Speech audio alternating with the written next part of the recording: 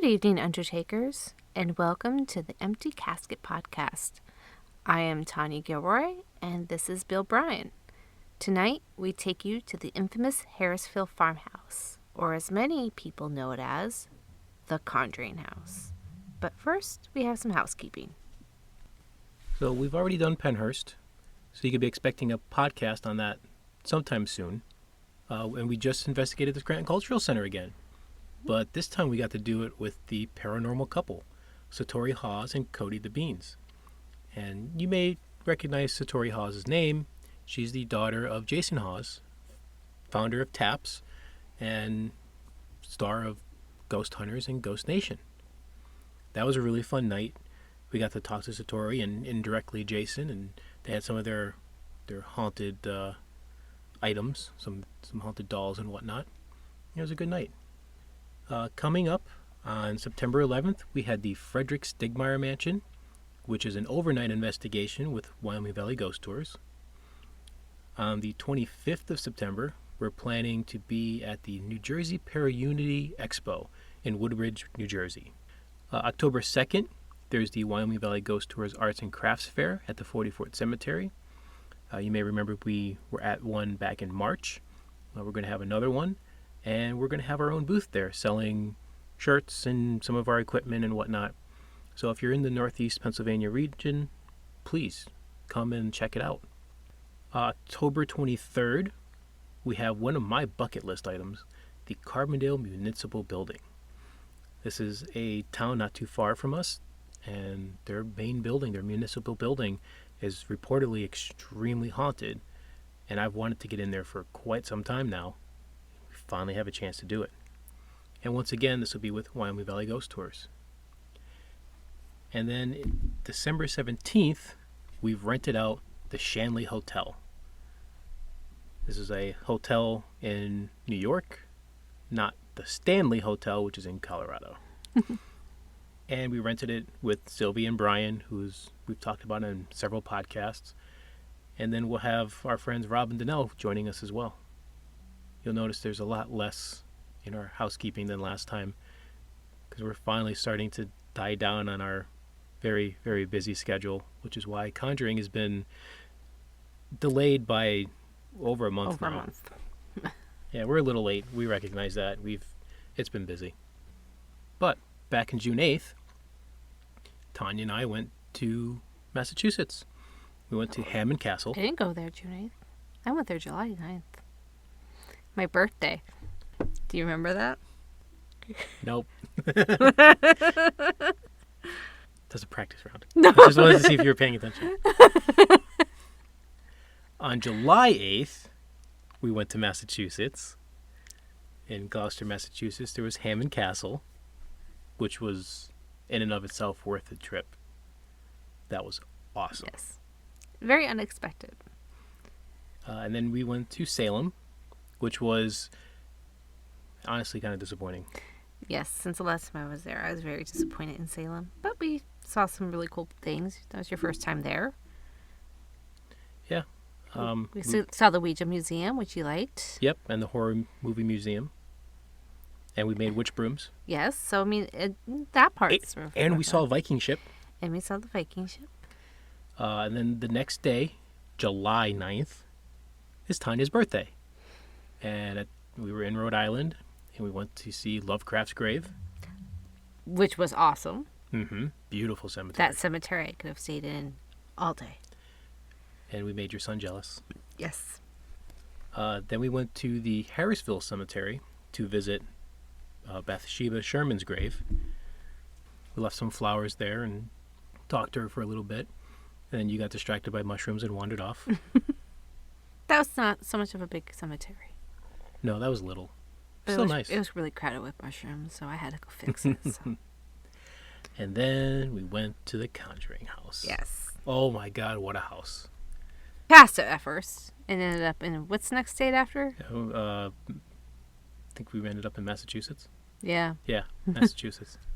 It's literally a couple hundred yards from the border. Mm-hmm. And then we're like, I think we passed it. Yep.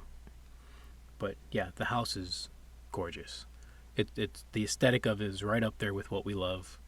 you walk into the house and you immediately feel like you're home, which is odd considering the history of it. But yeah, house was awesome. And I think that's something we'll get into later, but the effect that it has on you. Yeah. Because the Conjuring House, it's not like it was, it's not like it's portrayed in the movies. It's a totally different aesthetic. Andrea Perrin said that the movie was 5% truth, 10% exaggeration, and the rest was BS. But you walk into the house and it's, it's not as spooky as you are expecting it to be. It's not spooky very at all. Welcoming and warm. Yeah, we walked in and it felt very welcoming, except for that middle bedroom, for me. Yeah, you didn't like that. No, we got to do a little walkthrough before the event, and I walked into the middle bedroom and immediately felt pain in my chest around my clavicle, and I felt this really heaviness that's just like pressing on me, and I was torn, honestly, because it did not feel good at all. I did not feel welcome, and I knew I should be leaving that room immediately. But the investigator side of me was like, "Oh my God, something's happening. Stay still and let it happen." And that went on until you turned and looked at me and saw me holding my chest and the look in my face and asked if I was okay. Like, I need to get out of the room. As soon as I stepped out of the room, I felt fine. It was weird. That was the only place in the house I felt unwelcome. The rest of the house just felt like home. I would say I didn't get any of that type of feeling for me, but I was drawn immensely to the library. Yeah. And I was drawn a lot. I also drawn out on the outskirts where the pig walls were at. Mm-hmm. That really struck my interest too, but mainly inside the house it was the library. I wanted to stay in that library. Which is an odd thing, and we'll get to that later. There's actually a section of this podcast where we want to talk about that specifically. But before we get any more into our feelings of the house, let's give you a little bit of history of not only the house, but the land around it. In 1675 through 1678, there was the King Philip's War, which is a horrific war between natives and colonists. Now, interesting side note is that the natives were the Wampanoag tribe, which, if you have any interest in cryptids, you'll recognize that name because their mythology includes the Pukwudgie, which is a creature that is very similar to some of the fae stories you get in Europe. And I kind of want to do a whole episode just on the fae. Oh, yeah, definitely. Yeah, maybe this winter when we have less investigations going on, we can... Now that I think of it, I think there was a place, I think it's in Massachusetts. Yep. Where Pukwudgies are very predominant. Yeah, it's in southern Massachusetts, not too far from Rhode Island. But this war, you don't hear about it much because it happened long before the U.S. was a country. But per capita, it was one of the most brutal and deadly wars on U.S. soil. So you have a lot of death. Harrisville was one of the epicenters of it. A lot of death, a lot of torment, and that just the whole land is just riddled with that. Well, something that was mentioned to us, I mean, the house itself is famous, but it's not just a house. It's all the houses on that stretch. Yeah, we've heard that a lot of the people that live around there have reported similar things in their houses as to what's in the Conjuring House. The Conjuring House is just a famous one because of the Warrens. It just got famous, but I mean, I'm sure all those houses there have some type of history and some type of spiritual holding. Mm-hmm. So mainly, a lot of the land too. There's spirits on the land and sightings. Oh yeah. And we saw stuff outside the house. Oh, yeah. And the night before that, they saw UFO activity. Oh, yeah. I actually got to see that video. It was a single dot of light that moved over the farmhouse, split into 5 lights that all rotated around each other, and then they went off in all their directions. It was crazy. It was one of the most interesting UFO videos I've seen in a long time. But getting to the house itself, the house started construction in the 1720s and was finished in 1736. It was built by the Arnold family, who lived there for 8 generations. They were there for a long, long time. There are a lot of stories about death, murder, and suicide with the Arnold family. And if you look up the true story of the Conjuring House, you'll get a lot of those stories. However, almost all of them are not backed up by any historical record.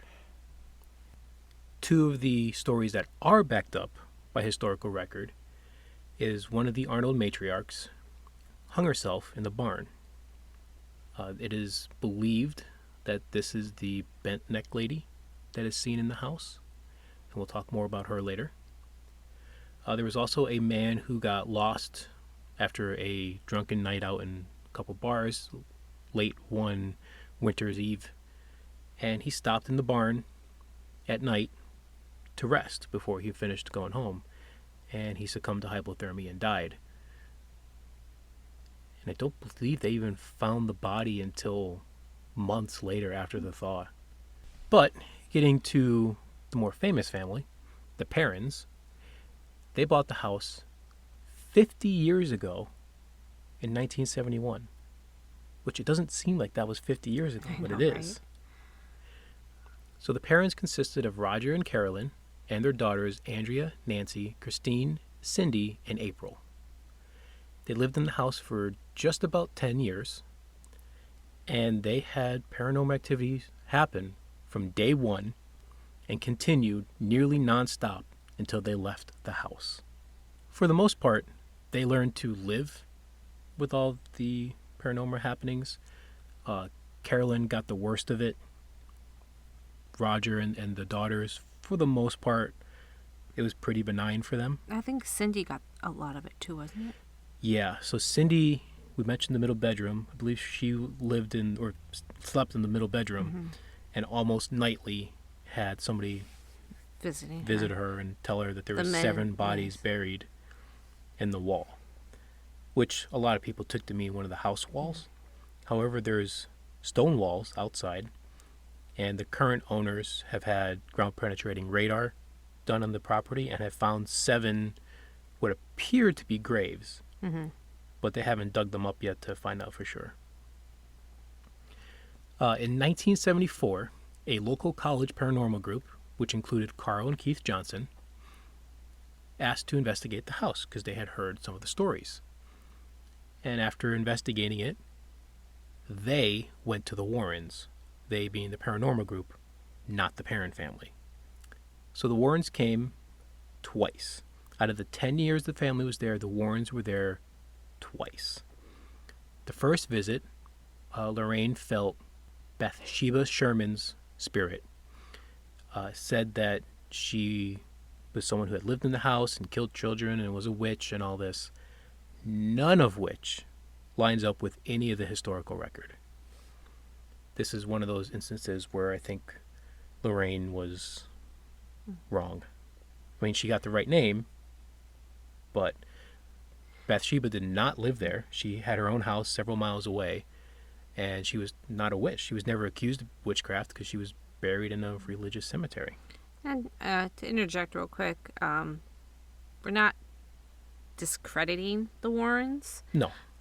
But Andrea herself said this, I think it was Lorraine that said that this type of investigation was probably, out of their reach. They went in it with not the proper mindset. Right. Her exact words were they were in over their head from the moment they walked through the door.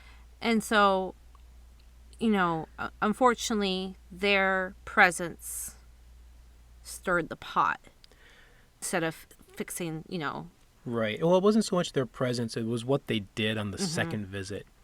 So the second visit, the Warrens brought in a medium for a seance who, instead of opening the door to the spirits in the house, opened the door wide open for anything. Andrea Perrin in a couple interviews said that she doesn't believe that the medium knew what she was doing. and just opened it for everything, and Carolyn got attacked, thrown out of the room. At which point Roger argued with Ed and Lorraine, ended up hitting Ed, kicked him out of the house, and the only time they ever stepped foot on the property was a couple weeks later to see if Carolyn was okay, and they were there for all of 10 minutes before they were told to leave and never come back. And, I think now's a great time to, suggest that you go buy Andrea Perrin's book, House of Darkness, House of Light. It's 3-volume set, 500 pages each, it's 1,500 pages, but it's very well written, and it documents everything that happened to them. And she took a long time to write it because she was very meticulous about getting the stories correct. It's not just her point of view. She interviewed her entire family. Yep. She really went above and beyond to make sure that she was presenting, the story as accurately as everyone remembered it. And she also does her own podcasting. She also has her own Facebook group. So she is a vital source, not just for this incident, but she does a lot of for the paranormal world, and she's now into UFO. Yeah, she has a book on UFOs coming out soon. So she is, a really amazing source of information. But the book itself, I'm not even finished with book 1, but it's good. I bought all 3 books thinking, I'm going to read these before we go to the house, not realizing it was 1,500 pages. And no, I'm not even close to being done with book 1. It's one of those books that you have to read a little bit and then reflect on, especially knowing what we know now. Well, one of the most interesting things I've read so far in the book is right at the beginning, before they even thought about moving, let alone being in the Conjuring House, before they even moved there, Andrea had a dog named Bathsheba, which I thought was really interesting. As if things were tied up, like they were connected. destined to end up at that house. But something that she also says, I've heard her say a lot in a lot of podcasts regarding the Conjuring House, was that the house is a portal. It is a living portal. I believe her words were, it is a portal disguised as a farmhouse. Yeah. And kind of gives you that Doctor Who vibe. Based on some of the things we've heard while we were there and saw while we were there, backs that up big time. And we'll get into that. If you want to know more from Andrea's point of view, check out the podcast, the Unseen Paranormal podcast. I believe it's episodes 49 and 50 have Andrea on it, and that was a fantastic interview. Yes, but don't follow the movies. They're not accurate. No, not even close. And don't even follow the Warrens' account of it, because they were there for 2 days out of 10 years. Their account is not only flawed, but missing a lot of information. They lived there till 1980. And the next owner lived in the house and used the house also as a daycare. There's reports of the kids would talk about the spirits in the house, including the bent neck lady, who they drew on the inside of their toy box. That toy box is still in the house. We saw it. There's several drawings of a woman with her neck bent in the toy box, which is kind of creepy. They had it open to all kinds of paranormal investigators. Much like now, you can pay your fee, go in and investigate it. I believe Taps was there during one of the first seasons of Ghost Hunters. But after the movie came out, the owner backtracked and said that all the stories were false. Nothing ever happened while she was living there, despite all the shows and interviews she had given prior to the movie coming out saying that stuff was happening. And we think the reason behind that is she didn't make any money off the movie. No. They were originally going to shoot the movie in the house, but James Wan read Andrea's book and was so terrified that he said he would never step foot in the house. Something I also found fascinating was they said when he was pitching the Conjuring movie to producers, they flat out said we have to change everything, because if we did it as Andrea described it, they wouldn't have an audience. They would scare everyone out. Oh, yeah. They thought the book was too scary. I mean, like... So they made up stuff that was... I'm like, no, you have to do the... So in one interview I heard with Andrea, she was either in works or in talks to actually make a mini-series of the actual story. That would be an awesome mini-series. would over watch the 10 hell out of years. that. Oh, yeah. We would be there. I want to be that scared. I have yet to see a movie that scared me like that. Yeah. So the movie was good. It's a good it's good one of flick. my favorite horror movies. Mm-hmm. But it's not accurate. However, some synchronicities was that, in things like how they created the girls' rooms and stuff like that for the movie. Oh yeah, they put some paintings and whatnot on the walls, or just how they that were exactly the paintings that they had on the walls. And they never knew what the inside looked like. They never knew how they had their original bedrooms, and here they kind of had it almost accurate. And then the family went to visit the set one day, and so all the actual family got to meet the actors playing them, with the exception of Carolyn Perrin.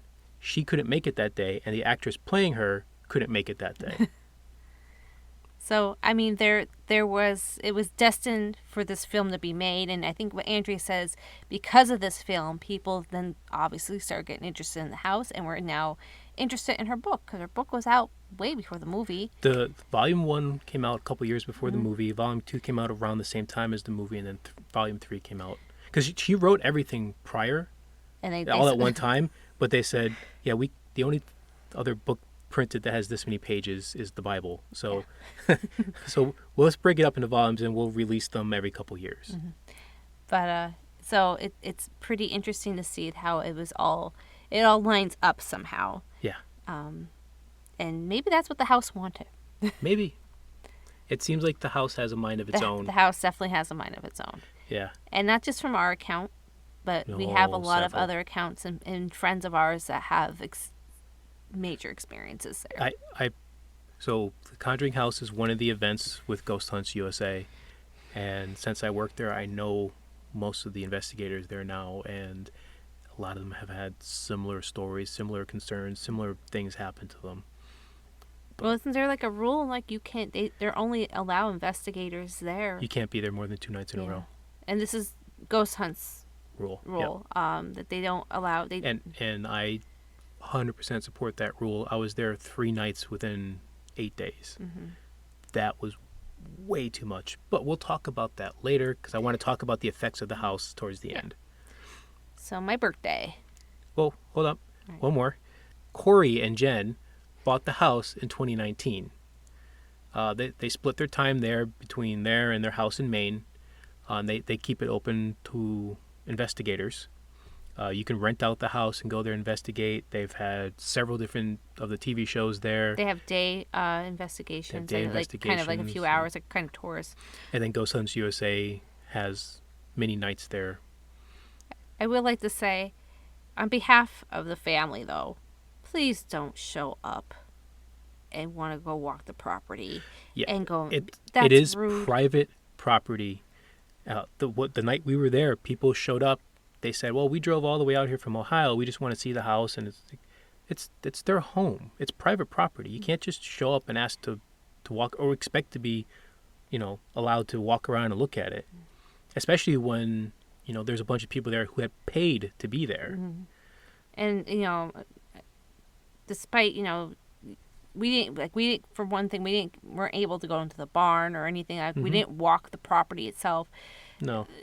If someone were to get hurt or something, that falls on the owners. It's just So if you want to get inside, either book the house or go through Ghost Hunts USA. If you just want to be outside and look at it and that, don't just show up. Call Corey and Jen. They're really cool people. I've gotten to know them. They're really nice. They'll work with you. They'll set up a time that's convenient for everybody and allow you to come in and see it. But don't just show up. That's just rude. Yeah, that angered me. I was there. I saw it, and I'm like, I don't like when people. And apparently other people have shown up and were on like the perimeters and people have taken things like rocks or plants or... Yeah.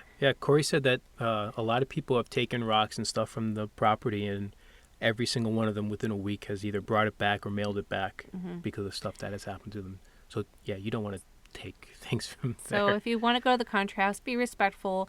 Look up with the tours, go through ghost hunts, or book it privately or through another type of investigators. Just don't show up. Yeah. All right. So on to your birthday. Yay! In July. I know. We're just a little bit behind. Yeah. So we got to the house.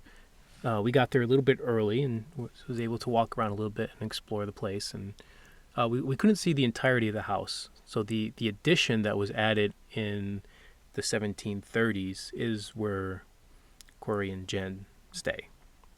And that's their private area.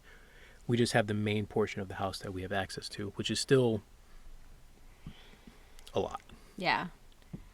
It's a small house, but there's a lot there to dive into. And, it was actually nice having that, half hour to ourselves, and you get to kind of explore. And like I said before, you walk in and it's,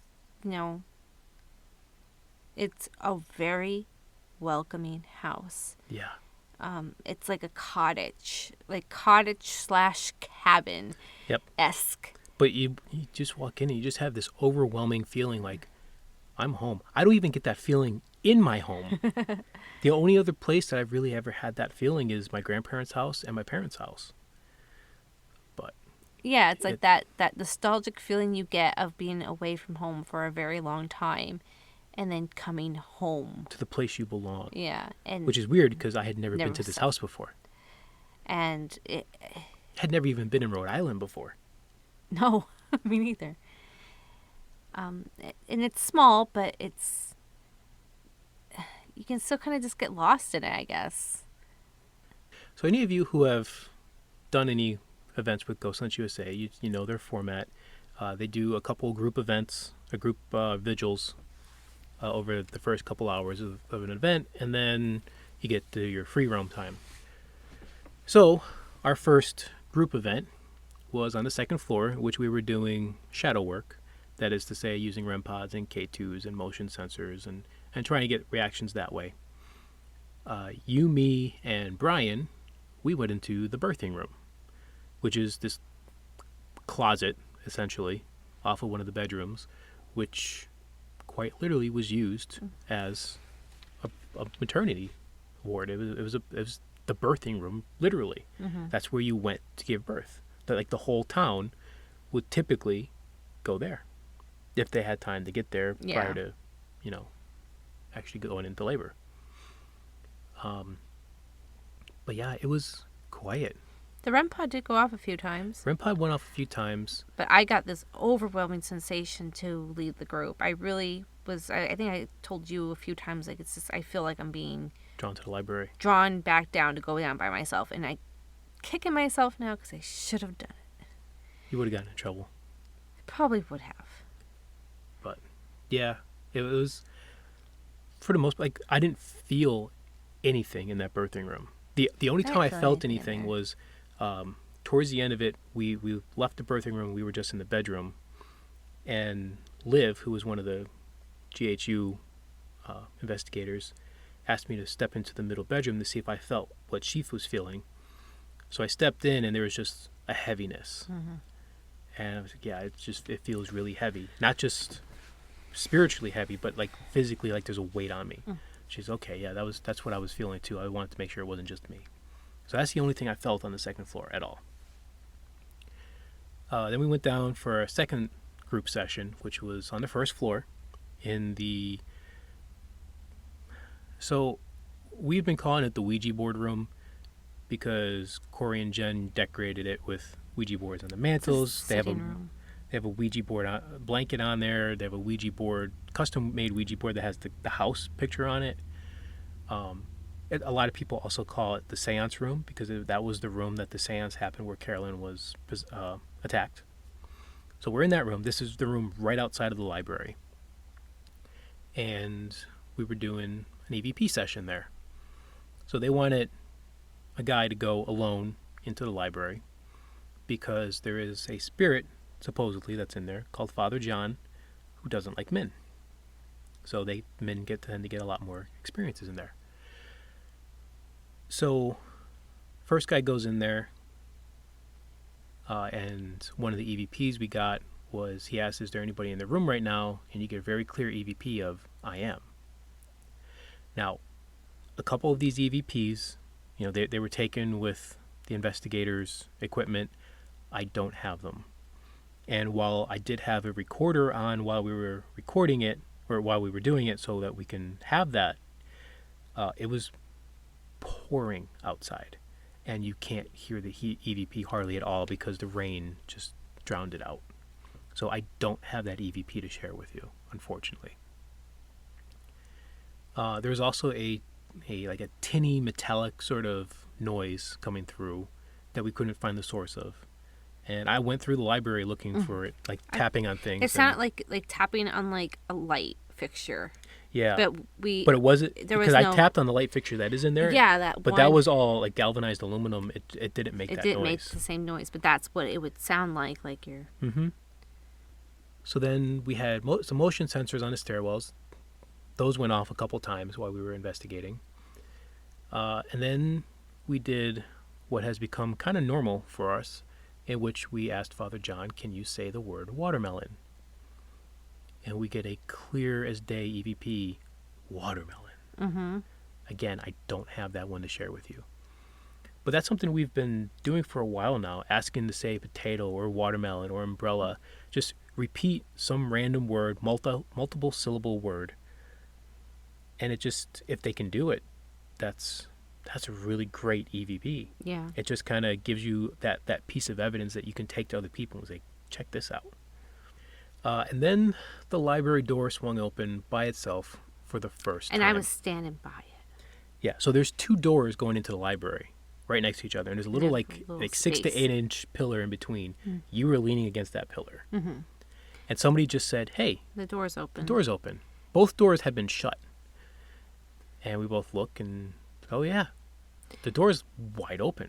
But, me being the skeptic. Yep.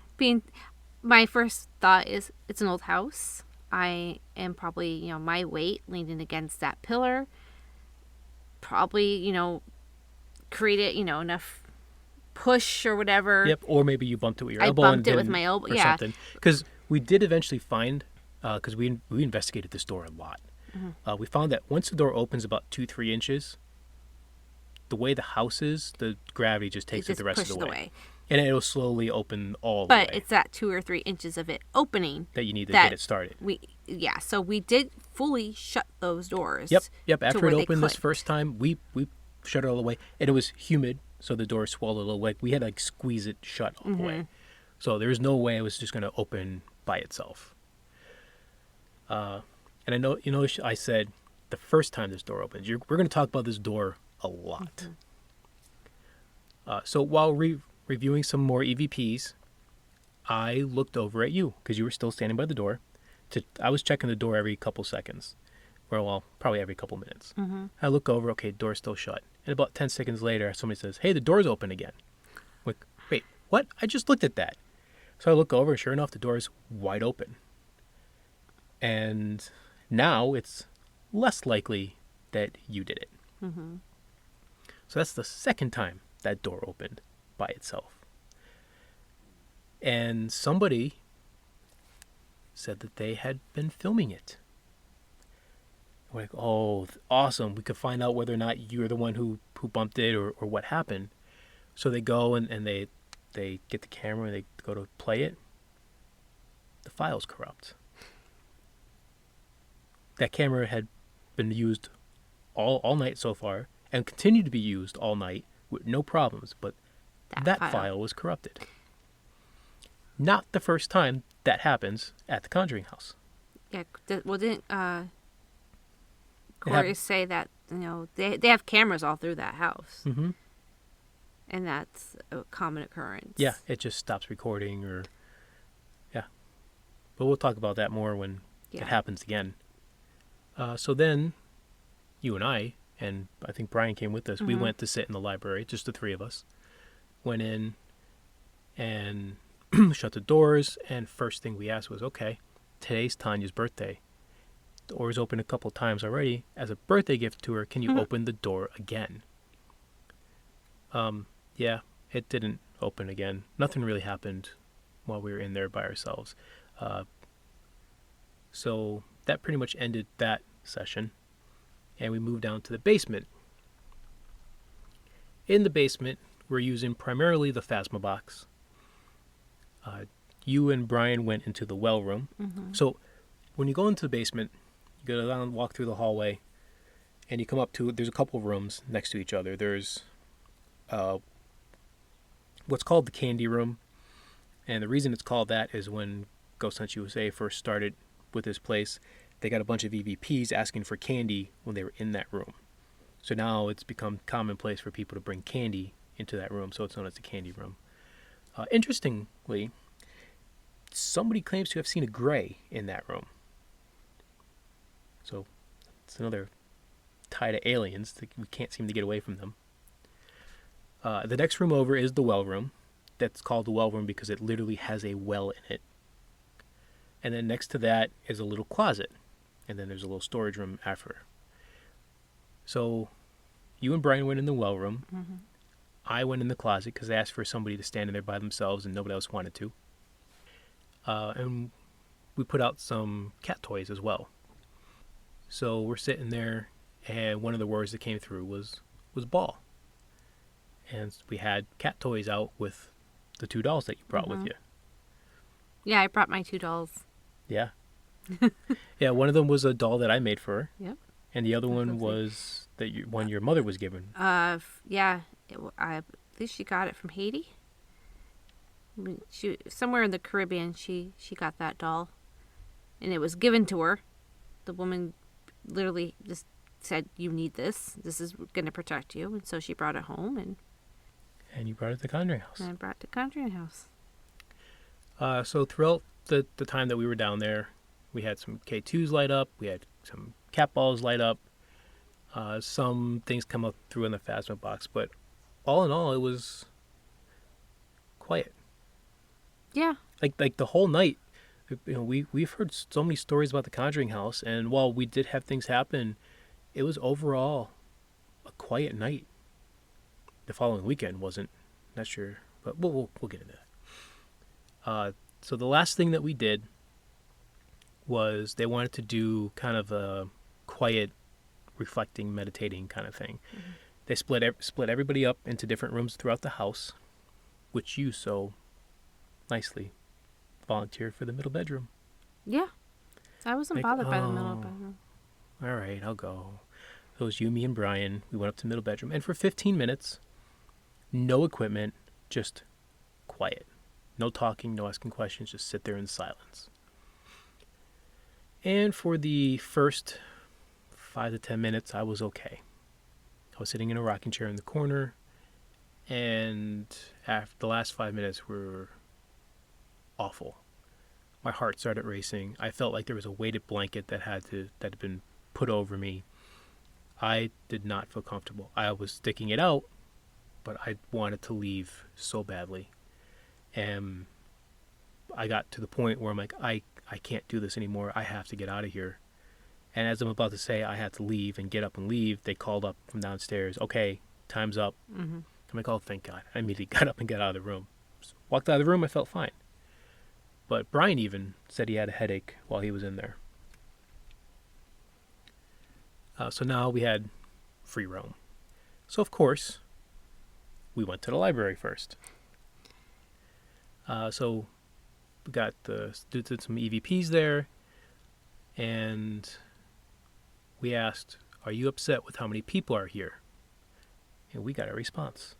And this one I actually have to share with us. Have you heard it before? No. You have not? Okay.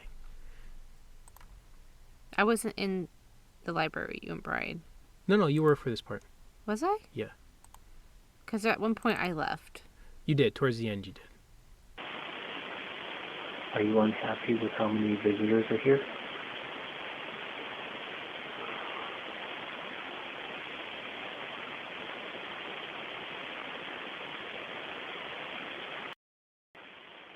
Are you unhappy with how many visitors are here?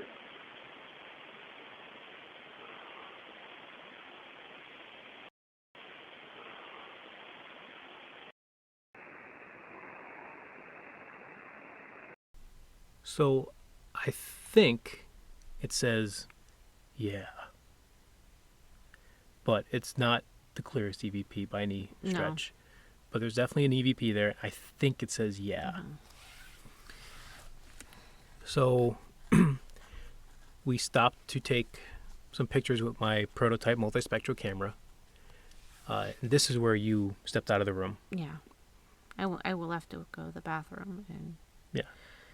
So come back. You left and both doors were shut. I was taking pictures. Brian was standing behind me. Mm-hmm. And the door flew open. Mm-hmm. It didn't open a little bit, then gravity took it and slowly swung open like we had been seeing while experimenting. It flew open as if somebody hit it. And when I was coming in, there were people on the couch. Mm-hmm. No one was near that door. No. And I thought somebody was about to march through the room, like mm-hmm. they were in a huff and just kind of threw the door open. I thought you guys were coming out of the room. Yeah, no. We weren't even anywhere near the door. And it was just, okay. That one, it opened on its own. Those first two are still question marks in my mind, but this one was definitive. And another interesting thing that happened in that library, though, was we both saw something run through the yard. Yeah, to me, now, the owners, they had dogs. They had German Shepherds. Mm-hmm. My first thought was it was one of them. But I don't think they allow their dogs just to run around when there's people there. And yeah. I saw this would have been in the backyard. Mm-hmm. There's no fencing or anything like that. So it came from left to right. Yeah, if you're able to look out the window, it came from left to right. I can't tell you where it came from. Nope. But it literally darted, and the best way I can describe it was a black dog. Now, there was no features or anything. It just looked like a creature on all fours. Now, I'll point out that every window had plastic over it. So you can see out it, but you couldn't see detail. Detail, yeah. So... But it disappeared. It went... we both saw it. Neither one of us said anything till we were leaving the library, but we both saw it, and it ran, and I was watching out the window afterwards to see if I could see it again, and I never saw anything come back. Yeah. And obviously, those dogs were not out at all, unless the owners were outside. Yeah. Which they weren't. Yeah, if when there's people there, Corey doesn't just let the dogs out. He goes out with them. Yeah. So, naturally, we decided, let's go outside. There are there's a circle of stones outside. So we wanted to go out there and try the Estes method there. So we're walking out towards the stones, and Brian sees a black shadow run up the hill into the house. Yeah. So now all three of us saw something running through the yard. Don't know what it is. Mm-hmm. Now, he said something immediately. We immediately went, checked with flashlights, because I'm thinking, we're in the middle of nowhere. It could be a bear. But there's nothing. There's no sound with it. It went right up into the house. Even if it wanted to go around the house, we would have seen it by the time we got flashlights on it. Yeah, there's such enough open area. Mm-hmm. You would have seen something big. Yep. And you started seeing lights in the woods. Mm-hmm. I started seeing little flickers of lights. At first, I think I asked if anyone was there. It looked like flashlights. Mm-hmm. Yeah. But no, we were the only ones outside at the time, and Brian said that his headache, as soon as he stepped outside, went right away. But that's also an area I really wanted to go. Yeah.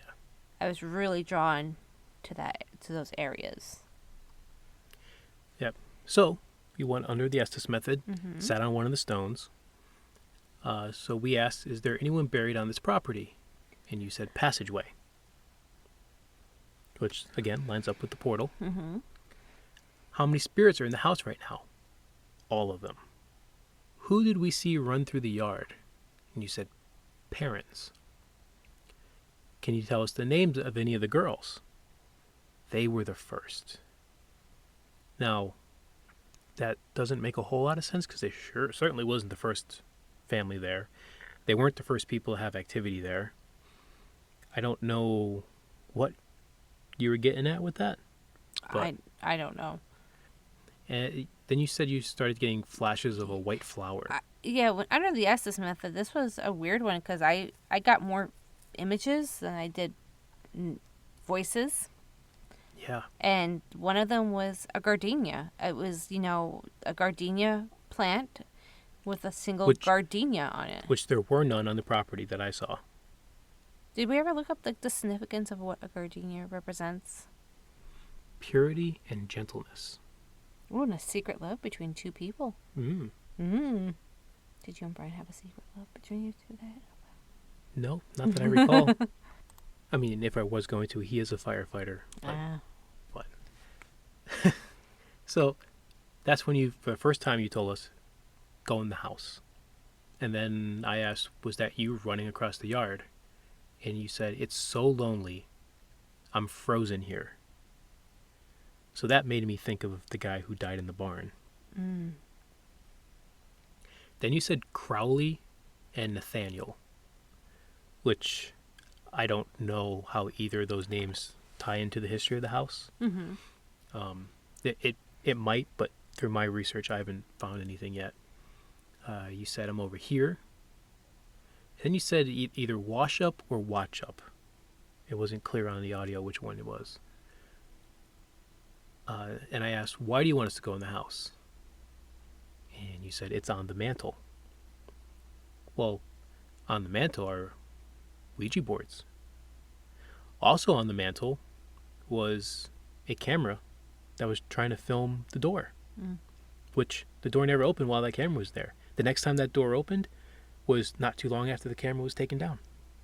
So Brian and I started talking about the cameras, the door opening, and you said, I do, Edith. Again, another name that I don't know how it ties into the house. Then you heard carnival and fair music. I don't remember that. Yeah, you said, when I was listening to the audio, you said that you were starting to hear carnival and fair music, which there's nothing around us. No, it's dead silent. Yeah. Then you saw a bright red light, and you said, go down there. And when I asked, go where, you did something that you have never done before under the SS method.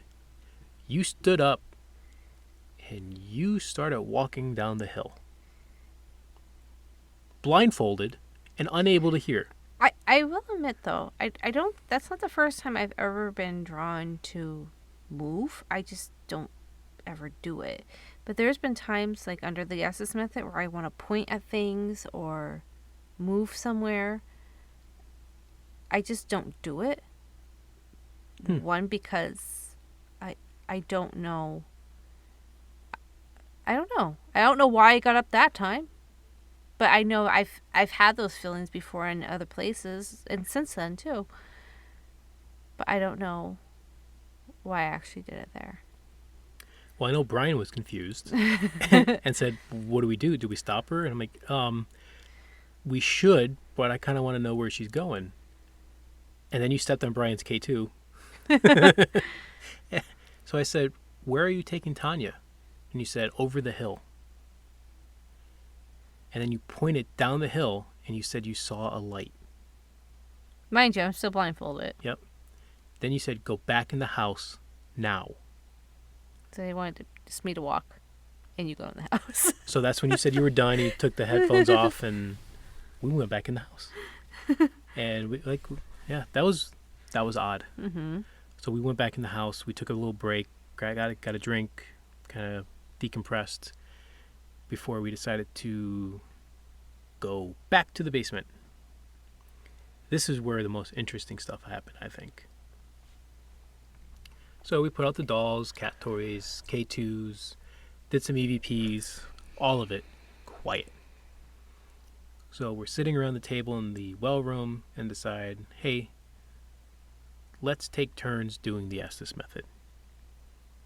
And what's weird about this is all three of us got no voices at all. Yeah. No radio stations, nothing. But we got visions and tactile. This one was more a visionary Estes method. I have never had visions doing the Estes method except here. I've gotten flashes because I told you plenty of times, I'm seeing numbers but it's like a little bit and mainly voices. And this time it was very little voices, a lot of visionary. Yeah, which was interesting. So, Brian was the first one to go under. And at the start of it, you and I were in the hallway. Mm-hmm. So we introduced ourselves, and I saw 2 yellow flashes down the end of the hall, which was odd. It kind of reminded me of the red fireflies we see at A3 at Mid-Orange, but they were yellow. And so we invited the spirits to come chat with us. And basically we said, everybody's throughout the house making demands of you. If you don't want to deal with that, come down here and let's just talk. Like, you don't have to do anything. We'll just sit here, and if you have something to say, say it. And Brian feels tapping on his shoulder. He was the only one in the room. Then he said the floor felt like it was vibrating. It's a stone floor. Like old, thick slate stone floor. And then, he saw what he described, and his exact words were, it's like a spinning black hole or a wormhole. Now, that lines up with it being a portal. It also lines up with the following weekend when I was there as a host with Ghost Hunts USA. We had a guest who started taking a lot of pictures. And over the course of 20 pictures, 3 of them had what I would describe as what looks like a sci-fi wormhole in it. You've seen the picture. Mm-hmm. It has like a purple or violet hue around like it. There's a it's black in the middle with the kind of purple and blues around the outer edge, and it looks like a black hole. It looks exactly what you would imagine a portal to look like. 3 pictures out of 20 had that. We had a photography student who was with us that night who inspected her camera. We inspected the lens of it. Everything seemed fine. It was done on an iPhone, though, right? It was done on an iPhone. I heard from her a couple days later.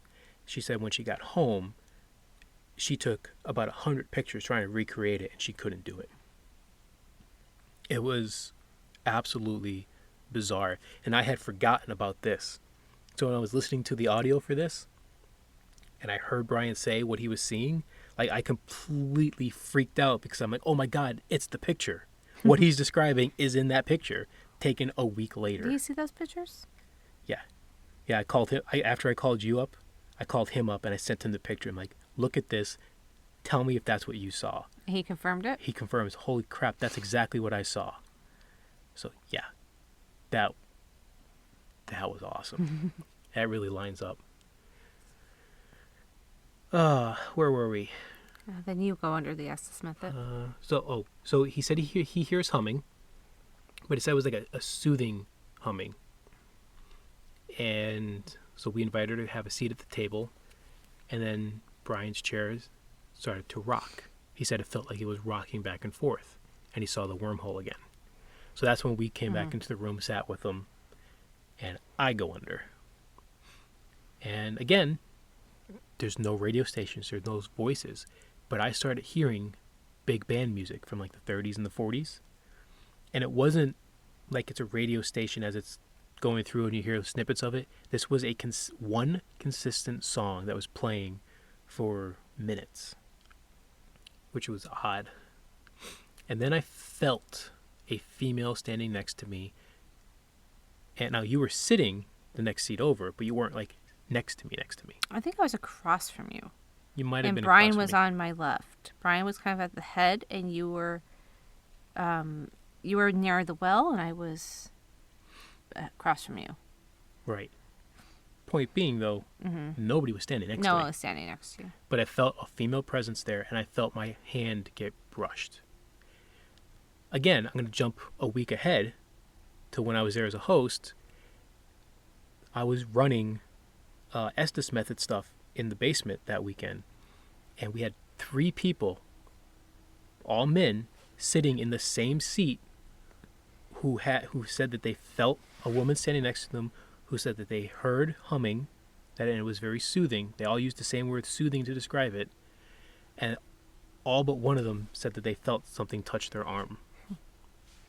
Inside the well room is a toy box. It's the toy box that we mentioned at the beginning of the episode that has the drawings of the bent neck lady in it. So, begs the question, was that her? Yeah. I didn't even see the toy box there.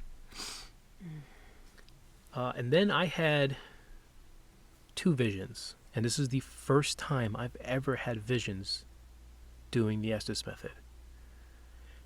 I was in a white marble room. There was a large opening in one wall looking out into a bright, sunny room. And I kind of described it as almost pyramid-like, but the big thing was it's all marble, like a white marble. And a couple minutes later, I saw it again.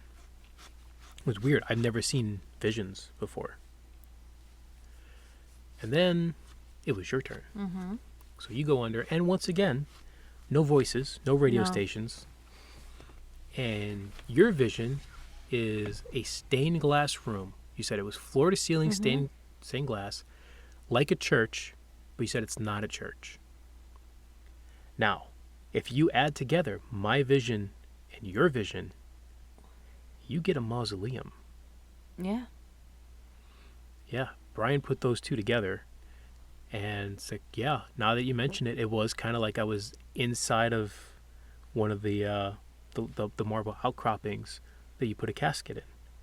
And then it almost sounds like you were on the outside of it, looking at the stained glass that's often around the doors coming in. And they're very church-like, but they're not churches. Yeah. So that's interesting that we both got 2 different visions that tie up together. And then you had another vision. You said it was a brown wooden door with gray stone blocks around it and flat white plaster walls. I remember that one too. So I wonder if maybe that's the doorway into the mausoleum. It could be. I kind of want to go looking at mausoleums around Rhode Island now just to see if we can find this place. So that ended the basement. So we go back up to the middle bedroom. I don't know how you convinced me to go into that middle bedroom again, but you did. And I felt nothing. No heaviness. Nothing. Like it was just a normal room at that point. We spent some time in there. So we tried this new method where we took some yarn and we put it under the closet door and held one side of it, hoping something would tug the other end. It's something you came up with. Yep. And we're going to try that in a couple other places too. We had K2s and REM pods. None of them went off. And then you went under the Estes method again. And you said you had a vision of a guy saying, "Why is Vietnam getting rid of?" And that's where it ended. I don't even remember that. I didn't remember it either until I listened to the audio. I totally don't remember this. I remember being under there because I remember like me saying about like I feeling heaviness. I didn't think I saw anything or heard anything. Yeah. Why is Vietnam getting rid of? What were they getting rid of? I don't know. That's where you ended off. You just said, "Why is Vietnam getting rid of?" And that's where it ended. Why Vietnam? I don't know. But Brian and I started talking about the Perrins. We started ignoring you because you weren't getting anything. And that's when you said you were starting to feel heaviness. And then somehow you convinced me to go under the Estes method in this room, of all rooms. And I felt something touch my right hand. And you heard a buzzing. And at the same time you heard a buzzing, I felt a vibration in my ear. I described it on the audio as it's like a male voice, but it's unintelligible. It was just like I could feel like the vibration of it. Garble. And then we go back down to the library. Now, keep in mind, at this point, it's 4:30 a.m. Mm-hmm. We're tired, and it's been things have happened, but it's been a relatively quiet night.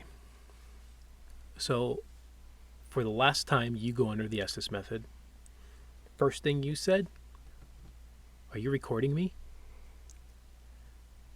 "Yes, we are. Is that okay?" No response. We asked, "Can you make a knock or move something?" He said, "Yes." But we didn't get a knock and nothing moved. Yeah. Well, he said he could. He didn't say he would. That's true. That's true. We got to be more specific in our questions. Yes. And you said you saw lots of shadows moving. And then you said you saw images of copper. And you said it's as if copper is important. So naturally, Brian and I started looking around the room for copper, and we couldn't find any. Maybe you need to bring a copper penny or something in the room next Maybe. time you go. You said it was getting cold around you. Mm-hmm. And sure enough, when we walked near you, it was colder around you. And you said, "Wipe your feet." And I said, "Why? Is someone coming back in from outside?" And you said, "No." And then you said, "Did you find it?" Now, when you said, "Did you find it?" me and Brian had gone back to looking for copper. Now we're looking for something we're in a library. There's 4 walls of books. Mm-hmm. We're looking for a book that maybe talks about copper. And as we're looking for it, you said, "Did you find it?" Still haven't found it. Nothing about copper in there that we've been able to find. And you said it's real. And then you felt a vibration. And you said, "I can't keep watch and don't touch that." And I think either me or Brian were about to touch a book or something when you said, "Don't touch that," which was weird. And you heard a scream in your ear, you freaked out, and took the headphones off. Mm-hmm. So I went under, and you guys started asking about copper, and I said, "Stop that."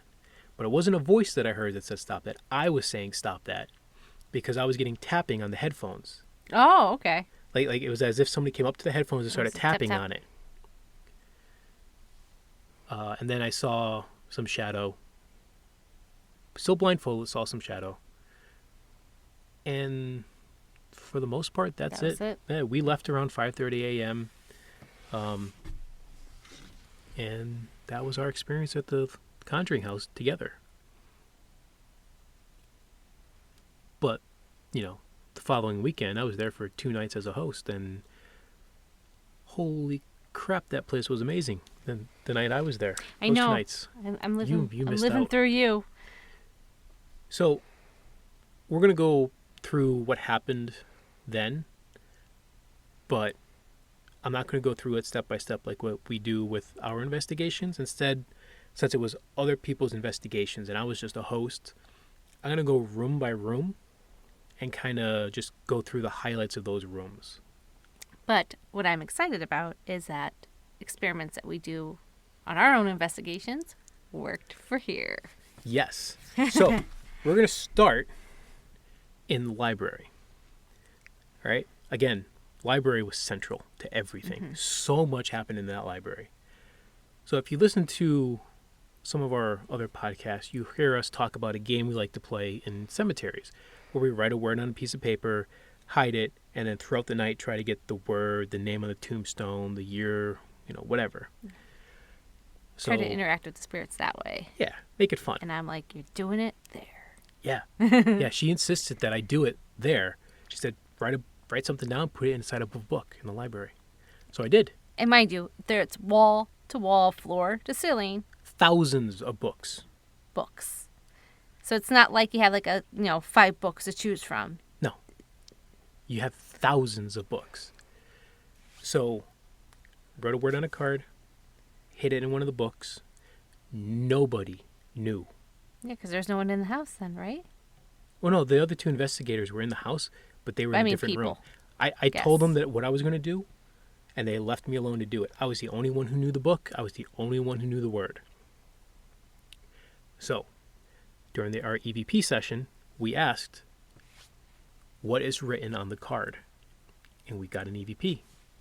Unfortunately, another one I don't have. Mm-hmm. But I clear as day, heard it say, "It says an apple." An apple was the word I wrote. Now, Danelle, who was the other investigator that night, we were sitting at the dining room table, which was kind of our main base, and she spent a half hour going over this EVP over and over and over again because she could hear "it says," and then she heard a word, but she couldn't quite make out what that word was. Mm-hmm. So one of the guests walks in, and he just looks at me and goes, "Apple." And I look at him like, "How'd you get it?" He said, well, as soon as he said apple, Danelle was like, "Oh my God, it says apple."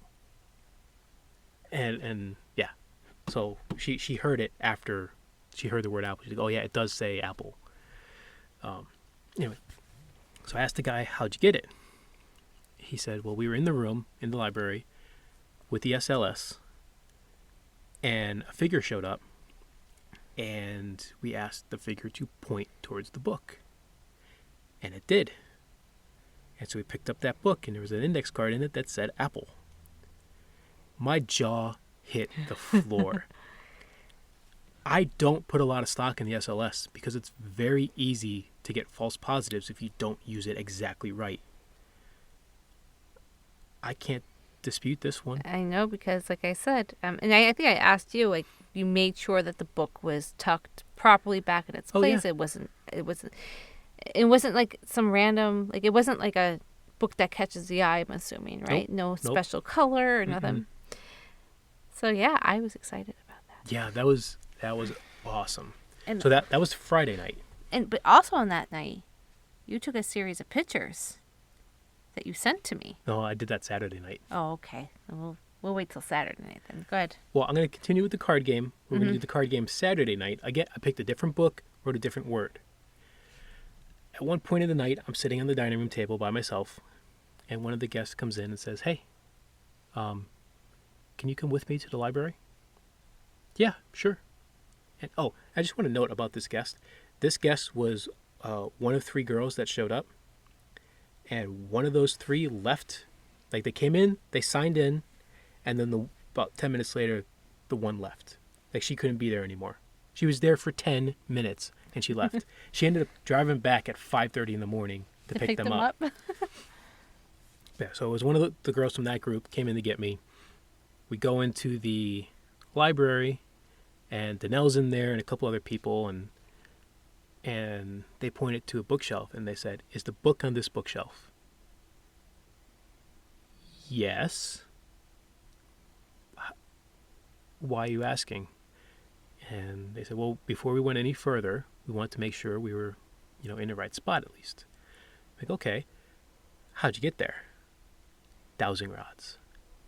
So they had dowsing rods point to the wall, point to the segment of the bookshelves, because on that wall there were 3 segments of the bookshelves. So they got to the right segment, and then they tried with each shelf until they got to the right shelf. They had to get me. And so they're holding the dowsing rods up, and they said, "Can you point the dowsing rods to the book?" One dowsing rod pointed away from the book. One dowsing rod pointed to the book. And I didn't say anything. They assumed they were getting a no because they were moving apart. So they tried again. And once again, one moved a little bit away, the other one moved towards it. And I said, "Look, one of those dowsing rods is moving way more than the other. So let's use just one rod and try it." And this is where it got fun. They're holding the rod straight in. They say, "Can you point the rod to the book?" And the rod swings over, points at the book, and then immediately swings away and points to the other side of the bookshelf. And I was just like, "Really? Come on. Stop screwing around. Point it to the book." And so the girl who had the dowsing rod puts her hand down, kind of shakes her arm out, does it again. "Can you point the rod to the book?"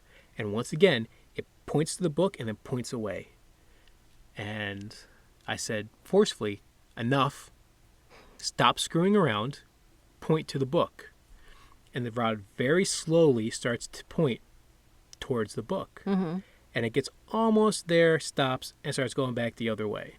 And I'm like, "Hey, I said stop screwing around. show them where the book is. We're not playing this game anymore. And so it very slowly went and pointed to the book. It was awesome to experience that. That was so cool. And sure enough, it was the book. They pulled it out. There's the card. I can't remember what the word was on that one. But we never got an EVP or anything with the word. That's how they found it with the dowsing rods. Yeah. But also the pictures. Now that we can say it. Yeah. So that second night we're there, I'm taking pictures. My intent was I'm going to take some pictures, post them on Instagram. I didn't look at the pictures other than, okay, that's a nice picture. Mm-hmm. And you send me a text like, oh my God, did you see the figure in this picture? You don't see figures in pictures. I know, right? You disprove figures in pictures. I'm like, what are you talking about? So you sent the picture back to me. Yep. I circled it. And sure enough, I'm outside the library in the seance room, looking in, took a picture, and standing behind the chair is a white figure. I'm like, holy shit, I didn't even see that. So I went and I showed everybody, and everybody was like, oh my God, there's something in there. And it looks like possibly a man. Mm-hmm. That like a humanoid being. Yep. About the height of the bookcase. What 7? I thought it was maybe like 6 feet. Definitely reasonable for really tall, but still within the realm of a human. But what was in front of the rocker or the one chair? And there's not much space between that chair and the none. So if he was standing there, he was standing in the chair. Yeah. So now, is it something residual and doesn't care that the chair's there? I don't know. Could it be pareidolia? Could be. Could be. We don't know. But it was an interesting picture nonetheless. Yeah. I mean, to me, it looks like there's something there. It could just been a cluster of how the shadows and lights formulate it. And mm-hmm. But something that we talked about before is that, in the spirit realm, spirits just, there's no physics. Yeah. There's no, laws of physics. They can grow and shrink and be in places where technically we can't. Yep. So, sticking with the library, on Friday night, Danelle and I were in the library by ourselves, sitting on either end of the library. Doors were shut, and right outside the room, there's the table in the middle, or the couch in the middle of the room, and there was a couple people sitting on it. And we had just done an EVP session, didn't get a whole lot. So I decided to show Danelle the book. And this is after the whole SLS thing happened, mm-hmm. so she knew about it. So I pick up the book, I take 2 steps. I'm now standing in front of the door. And you hear a loud slap on the door, and the door flings open. And I'm just standing there, like eyes wide, looking through the door now into the room. And the 3 people on the couch are now looking at me, eyes wide, and I'm like, none of you touched that door? They're like, nope. Well, we heard something hit it, and then it flew open. I'm like, holy shit. That's twice now that happened to you. Like, didn't I tell you? Didn't I tell you this door would open? That door opened 2 more times for other people. That's awesome. On Friday night, that door opened 2 more times for other people. The next night, I told everybody, keep your eye on this door. We're going to keep this door closed unless people are going in and out of it. Keep your eye on it. It will open. The whole night doesn't open until like 4 a.m. The one guest, he's sitting in there, and all of a sudden he comes running into the dining room where I'm at. He goes, it finally opened. It finally opened. I'm like, what are you talking about? He goes, I was in the library and the door just flew open. Like, I told you, but I told everybody, and it's like, well, no, I'm not going to do it now. Yeah. Last thing in the library that I'm going to point out is Saturday night. It was getting late. A lot of guests had left. Danelle and I go into the library to just kind of sit in there because we both just felt relaxed in that library. Center of activity in the house, and it's where we felt relaxed. That's messed up. It's a very calming room. I liked it. So we're sitting there. It's a full moon. You have moonlight coming in. You can see everything in the library without flashlight. See it perfectly. Doors were open, and different group of people were sitting on the couch. And all of a sudden I noticed I can't see Danelle anymore. Now, it's not that big of a room. It's maybe 20, 25 feet across. And I can't see her anymore. And then I realize I can't see anything other than the window. I can't see the door. I can't see my hand in front of my face. All I can see is the window, the lights lit up. One of the people outside the room says, "Hey, what's going on in there? We can't see you guys anymore. We can see the window, but we can't see you." Like, I don't know. This is weird. Danelle even said, "I can't see my hand in front of my face." She goes, "I was able to see you when we walked in, and now I can't." And we're in a dark room. We should be, our eyesight should be getting more used to it and being able to see more, not less. No, yeah. And so I stood up, and when I stood up, the darkness started to dissipate, and we went back to being able to see. So it's like a curtain came over you. Yeah, it was weird. Really weird. That is freaky. So, moving on to a different room, the living room, which is the first room you walk into when you walk into the house. For the most part, not much happened there. Friday morning, it's, at this point, 6:30, 6:45 in the morning.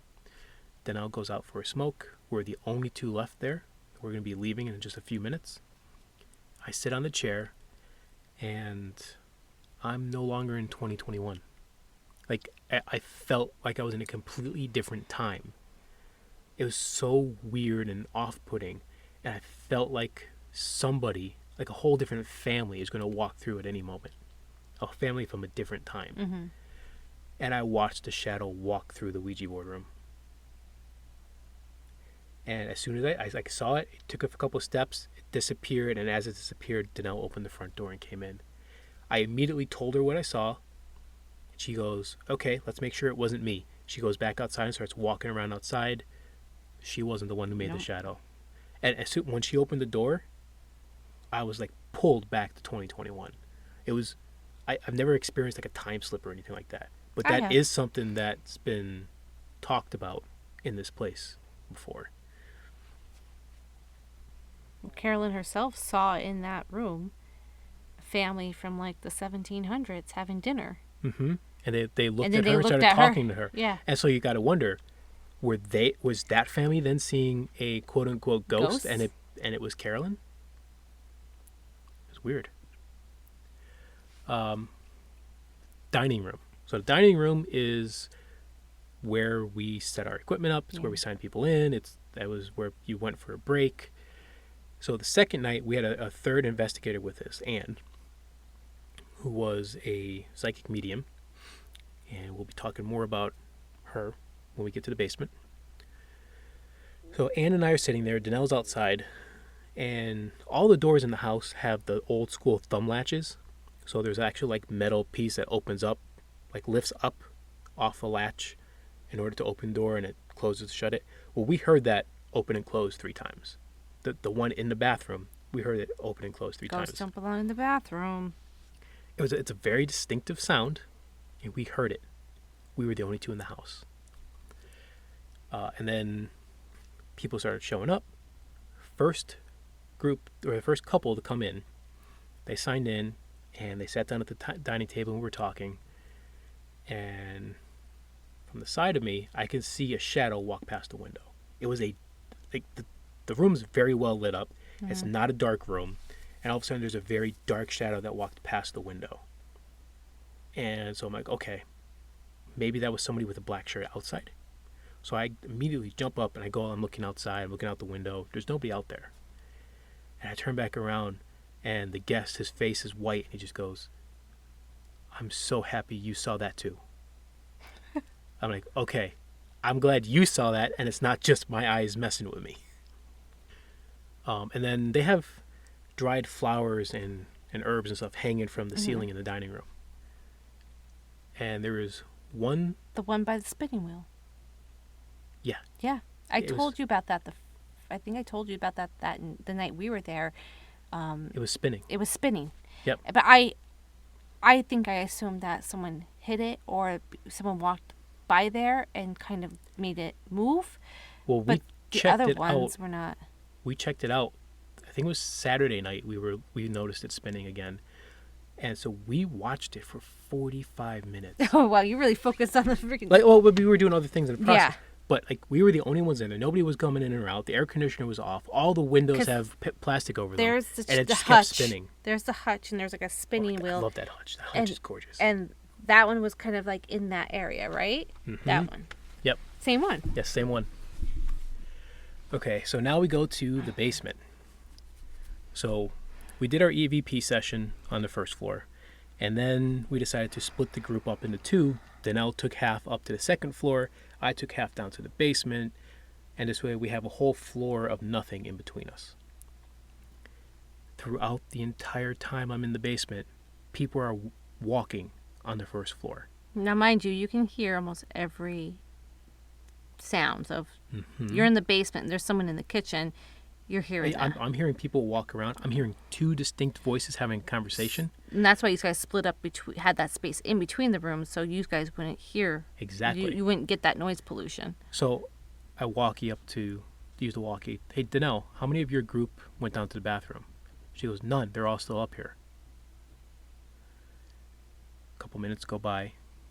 Danelle walkies me. Hey, any of your group go up to the bathroom? Nope, we're all still down here. Why? Because I'm hearing people walking around downstairs. There's nobody from my group there. We heard this Friday night. We heard this Saturday night. This happened over and over and over again. So then it was Friday night. Danelle goes over the walkie. Hey, we're going to switch in 2 minutes. Okay. And about 15 seconds later, I hear her whole group coming down the steps. Like, oh, guess we're switching now. Okay, everybody, let's go upstairs. You guys are going to have a chance to get a drink. Then you'll go up to the second floor. So we all go up the steps. I'm the last one up. And Danelle's waiting for me on the top of the steps. She goes, you're just coming up now. I said, yeah. She goes, when else did you come up here? I said, I haven't left the basement since I went down there. She goes, after I walkied you that we're going to switch in 2 minutes, we all heard you yell up the steps, we're going to switch now. Like, Danelle, I was nowhere near steps. Not even in the basement was I anywhere near steps. And let alone on the first floor at all. Mm-hmm. So that was weird. Saturday night, later in the night, I went down there with Danelle and another group of people, and we put a laser grid down there, and we saw shadows moving through the laser grid. It was awesome. They were like balls of blackness just kind of moving around in the laser grid. We decided to play the clapping game. Now, if you watch the movie, the kids would clap, and then they get clapping out of the darkness of the basement. So we decided to do that with EVPs. We got nothing. So after we decided, okay, we're done playing it, one of the guests wanted to do another EVP session. This time he wanted to ask about the bent neck lady. Mm-hmm. So he asked a bunch of questions. I have my recorder out next to him. Danelle has hers going in the well room. I had the little red light on saying it was recording, and when I stopped it, it said saved, but the file was never there. Like, there's no file there for that. Like, it never actually saved.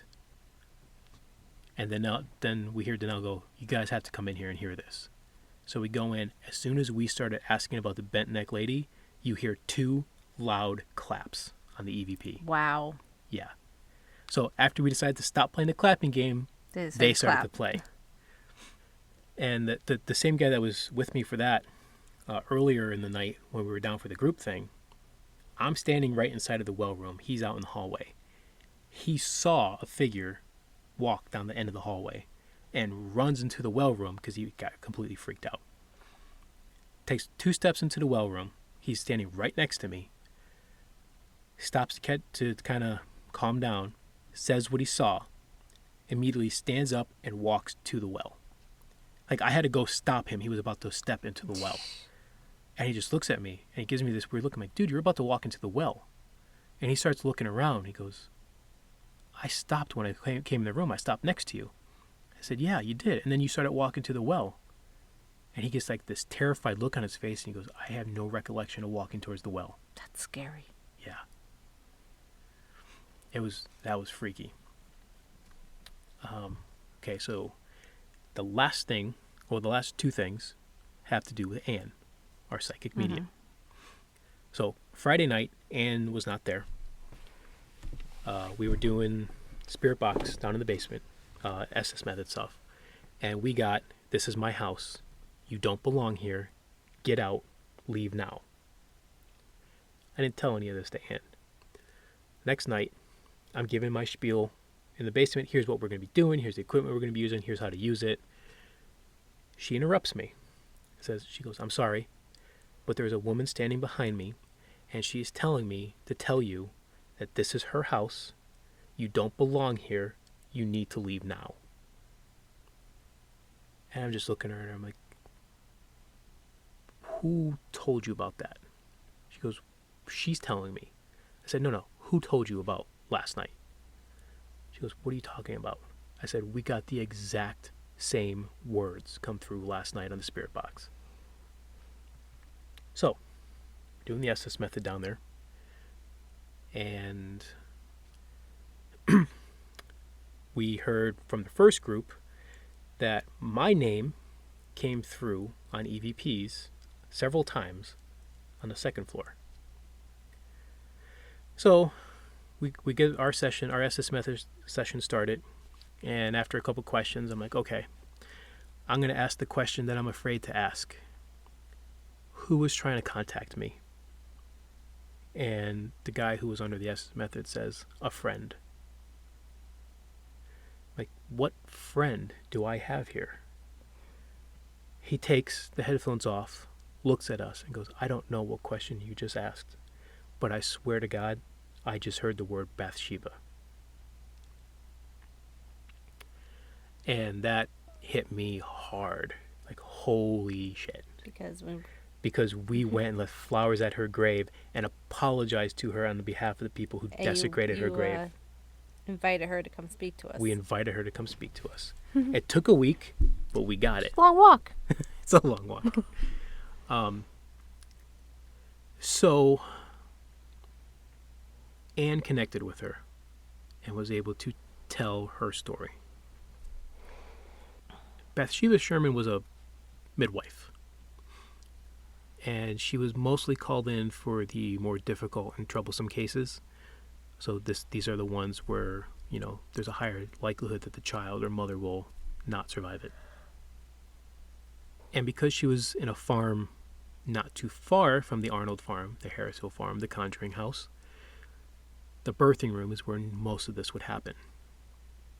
And the medium goes, she keeps saying over and over again that she tried to save them. She did everything she could. She wanted to save them. So, to me, that sounds like she was trying to be a good midwife, trying to save the mother's life, trying to save the child's life. But we're talking mid to late 1800s. A lot of women died in childbirth. Yeah. A lot of childs didn't survive birthing. And because most of the town already disliked her, because she was very wealthy, she came from a very wealthy family, and we're talking about a very poor Rhode Island town. They didn't like her. That she was prim and proper, and spoke well, and had money, and they were jealous. They didn't like her. So with kids dying, mothers dying, they started to blame her for it. And this is where you first start getting the rumors that she's killing children, or that she's letting the mothers die. And while witchcraft was never an accusation, it was hinted at. The town kind of turned on her. And Bathsheba lived to be 94. She's buried in the Harrisville Cemetery next to her 3 children, all of which did die young, but I believe they all made it to at least 7 or 8.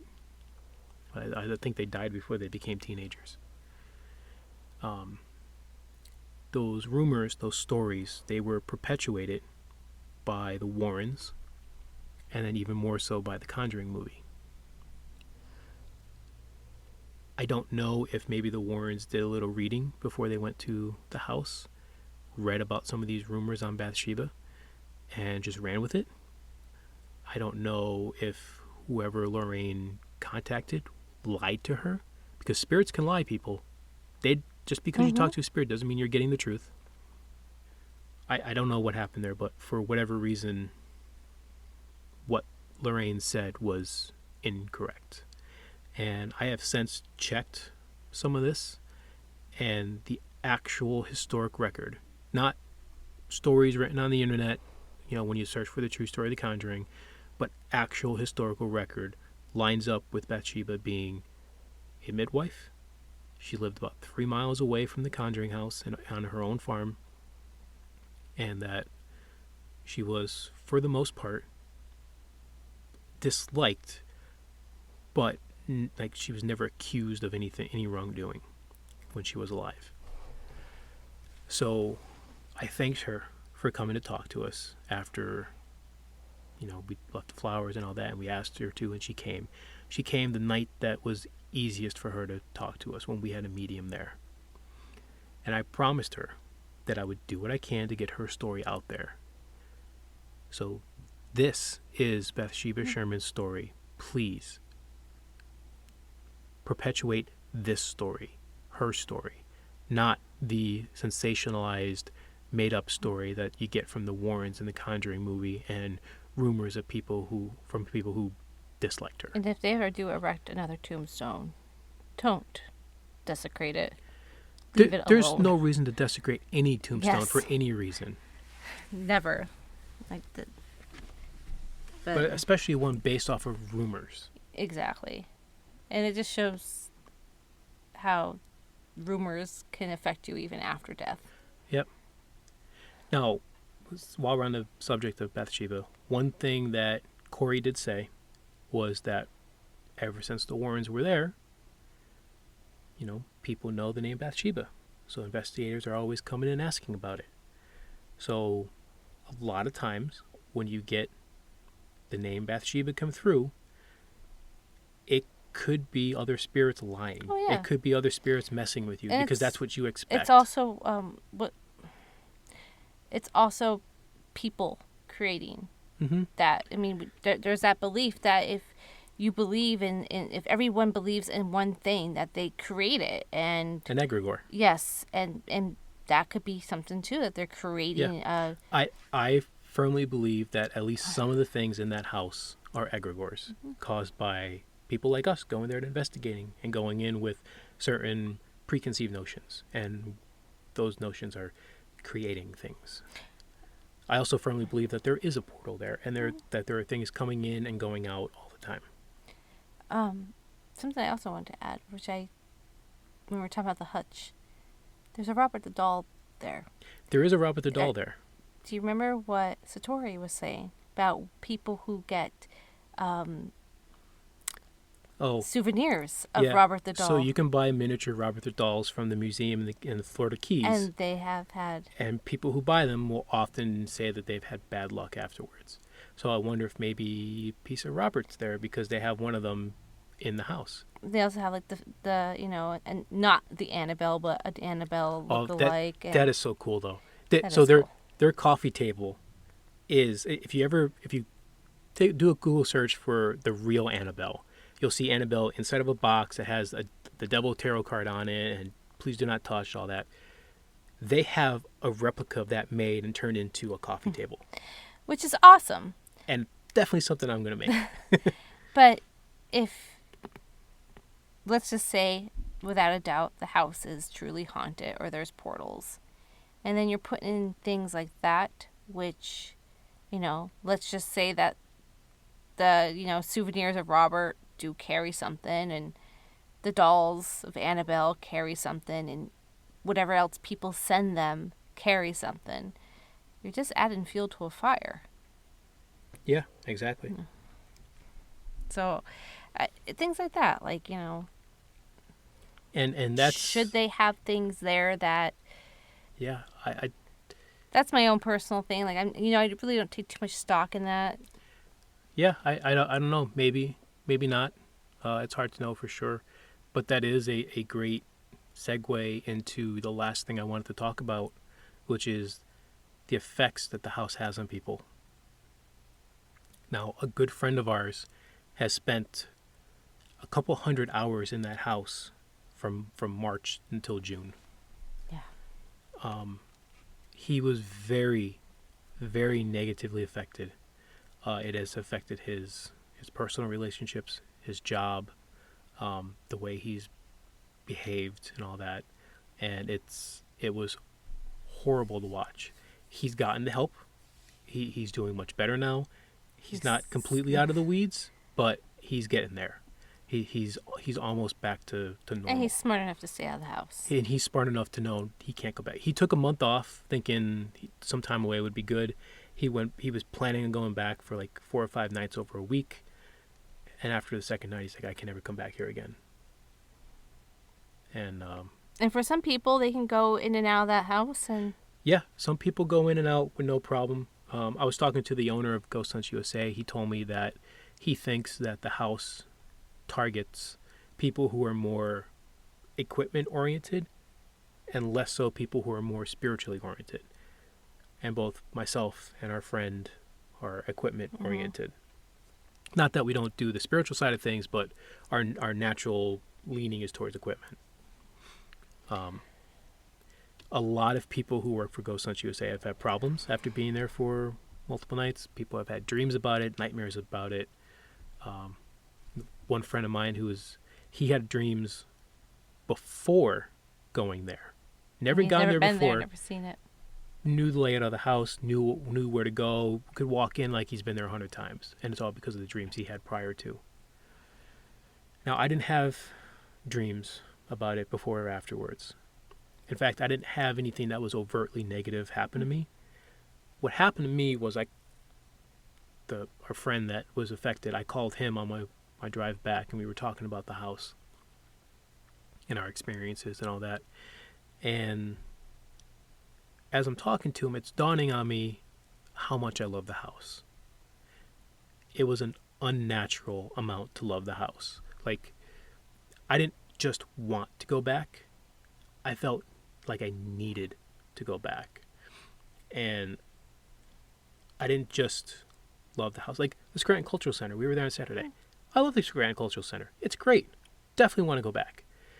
My feelings for the Conjuring House were a love that was unnatural for a house. Basically how much I love the Shanley Cemetery. Like, if you can live there, yeah, you would live there. Yep. And I told him, I said, I can't go back there for a while.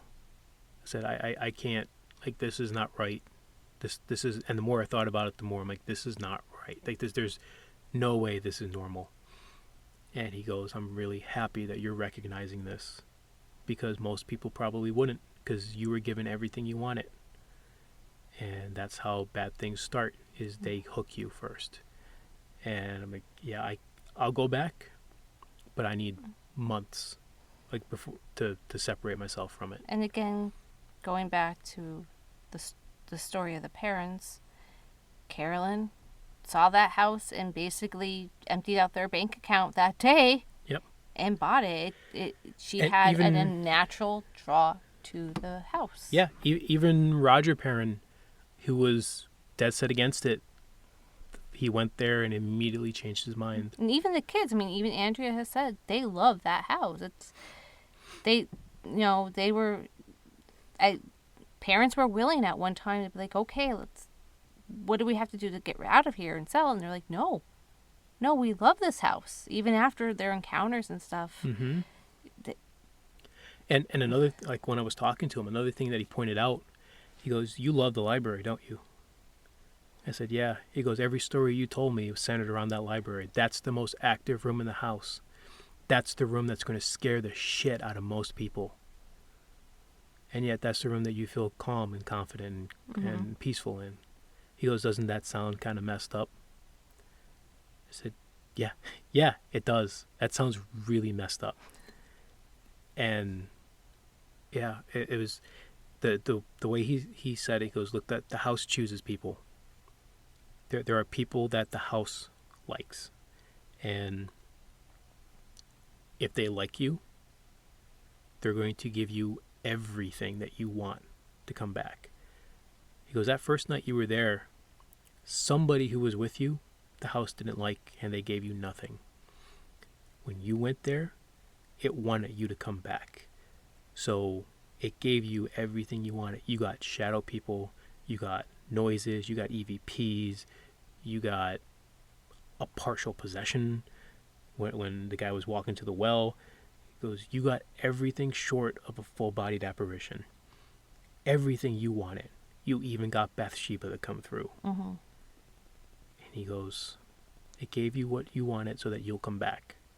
And I said, that's the reason I can't go back for a while. I need to separate myself from it. So there's a chance I might be going in November. That's not a sure thing yet, but we did rent it out for February. Yeah, I forgot about February. Yeah. I think... So much is happening.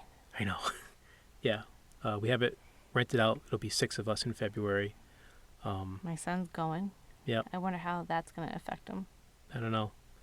But a lot of people have had different experiences, been affected different ways. Some negative, some positive, but in a weird way like mine. But yeah, that house can definitely have a hold on you. But you also have to think of it like this. A family with children, and they were little children. Some of them were little. Yeah. They stayed there for 10 years. I'm not saying the house is evil. I'm not saying that.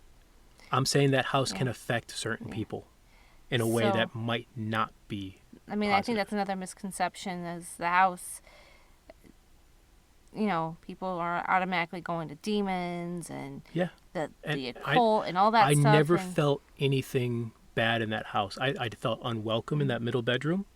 But other than that, I never felt anything bad. I never felt anything evil. If there is something bad, evil that comes through, I don't think it's there permanently. I think it's part of the portal where it pops in and pops out. Basically, the Conjuring House is like a spiritual train station. Yeah. Yeah. That's a really good way to put it. Yeah.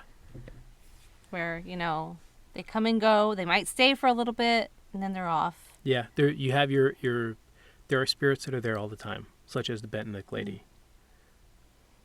But the rest, I don't think are there all the time. I think they come and go. People have been there multiple times. They've had nights where it's just quiet. And unfortunately, that was our night the first time we were there. Following weekend was not quiet. The following weekend, I got everything but a full-bodied apparition. Which I finally got a full-bodied apparition. Somewhere else. Yeah, a week ago, I was at the Crescent Sanatorium and had the shit scared out of me. I looked over, and 2 feet away from me was a person standing there. Except I could see through his shoulder. And everybody was seated.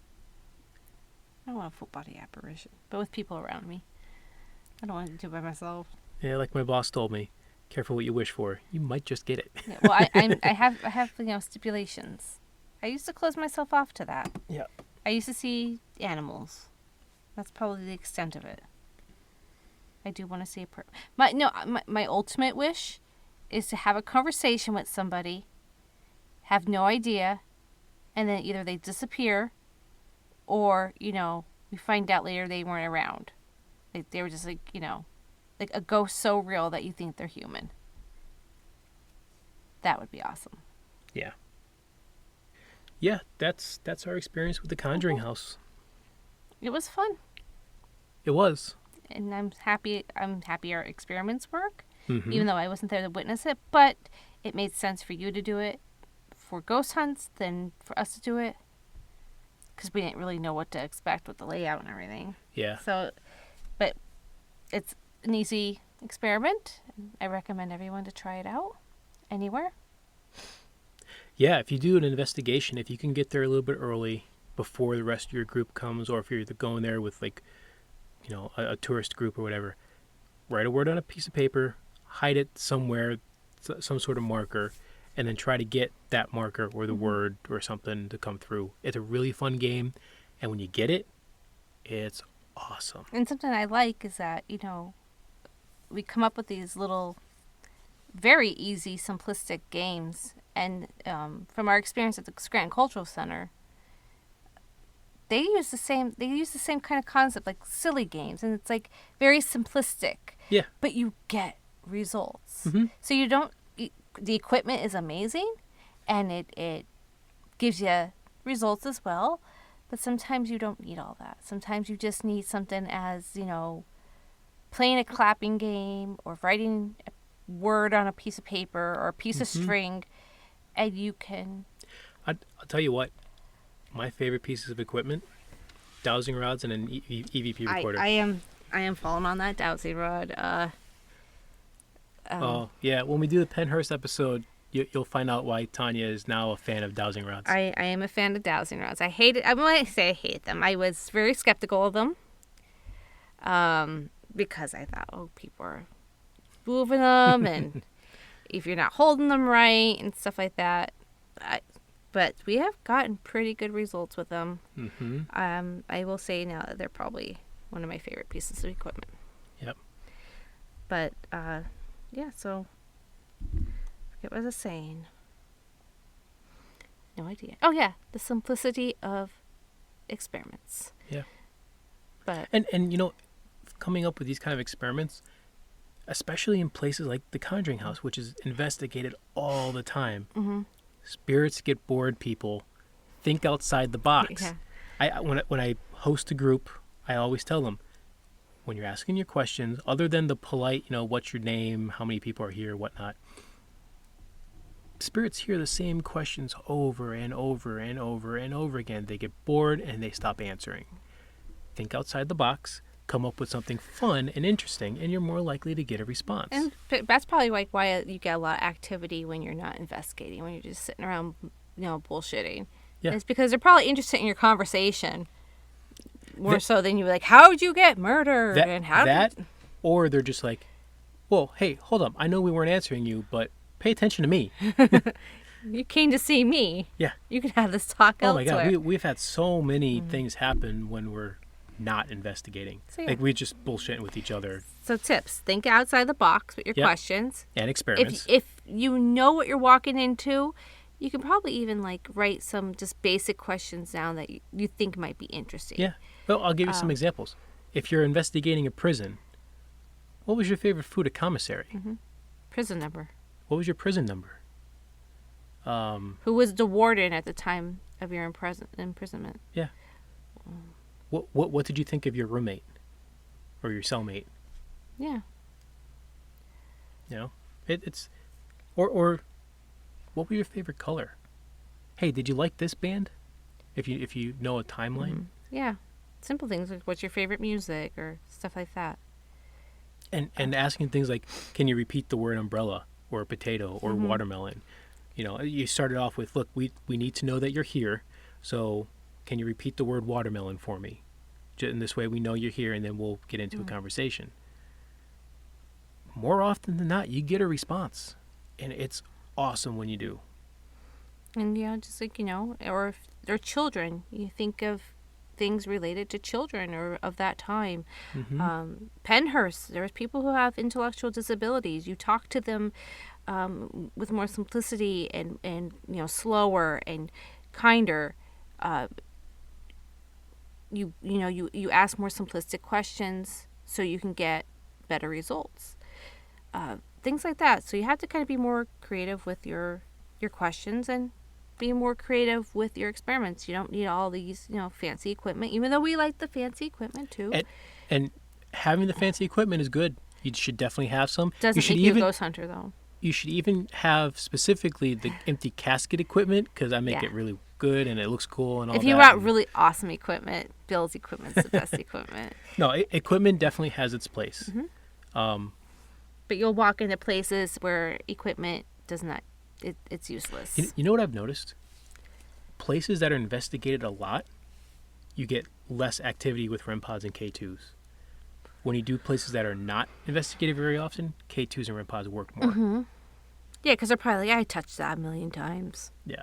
You're not fooling me. Unless, fireworks and stuff are coming out of that thing. I don't care. Yeah. Oh, here they come again with that box that makes it light up. Yep. Ooh. Which is one of the reasons you should get the empty casket stuff, because ours doesn't look like any of the other stuff. So they might see and be like, hey, what's that thing? and then go play with it. Yeah.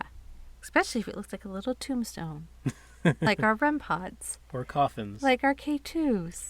Yeah. Did we pitch our own stuff enough yet? Not enough. But hey, we even now have ghosts pitching our stuff. So we do. Oh, so if you haven't seen on Facebook or Instagram, the ghost in our logo is now named Dolly. And she is named after a spirit we talked to in a cemetery who said Empty Casket Paranormal twice. And the joke is, I always say, I would love to hear them say, like, we should get the ghost, like, instead of saying watermelon stuff, like, say Empty Casket Paranormal.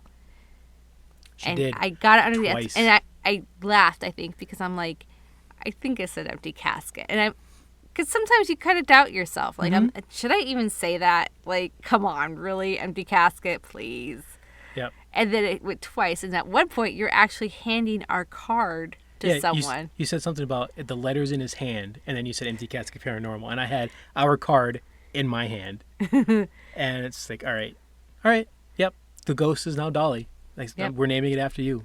Congratulations. But yeah, so if you're in the Northeast Pennsylvania area around the beginning of October 2nd, come to 44th Cemetery. There's, I think, 50 vendors are going to be there, all different types of arts and crafts and stuff. Tarot card readers, psychics, all that. Bands, food. It's going to be a great time. Yeah. John and Carrie Ann of Wyoming Valley Ghost Tours really... they knocked it out of the park in March, and this one's going to be even bigger. They do a lot for the community, and they're trying to get everyone involved in our area. Yep.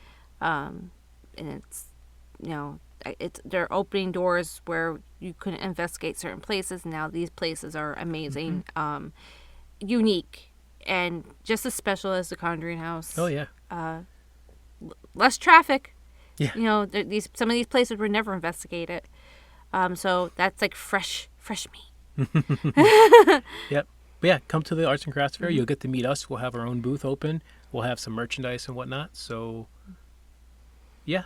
And with ghost hunts, you can book The Conjuring.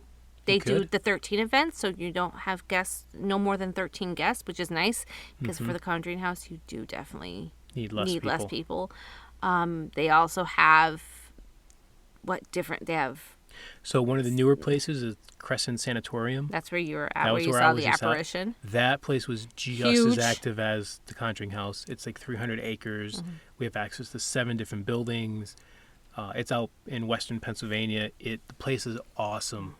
But they have places all over the United States. And a lot of these places, like Bobby Mackey's and stuff, they're popular. They're ticketed items. They were... Oh, yeah. They were, they're showcased, but they're mostly, like, a lot of what they have is bucket list items, and they put on a good, and it's all, and their investigations are all night. Yeah. And they let you investigate on your own. So yeah, they show you a little bit. some group stuff, because they do have to cater to newbies. So you do some group stuff. You get a little tour of the place, get to know some of the equipment if you haven't used it before. And then you get to go off on your own. And if you need help from one of us, the more experienced investigators, we'll go out with you, get you going on stuff, and yeah, it's a good time. Good time for all of us. And you might, if you're lucky, meet Bill and get to try out his equipment. Right? That's right. I think that's the 6th time we plugged ourselves. But don't you have a Etsy page? Like, how do I go about buying this stuff, Bill? You can find our stuff at our Etsy page on our website, emptycasketparanormal.com. The Etsy page is etsy.com/emptycasketequipment. And we will start selling our stuff on the website gethaunted.com, which is an awesome site. The store's not open yet on there, but they have an awesome forum and blog and whatnot, all about the paranormal and everything. So go check them out. Yeah. So I think that's enough pandering for one night. Yep. I have to go to work soon. Yeah. All right. Until next time, which will be Pennhurst, hopefully in a couple weeks, if I hope so. if we don't get too busy. But yeah, have a good night. Have a good night.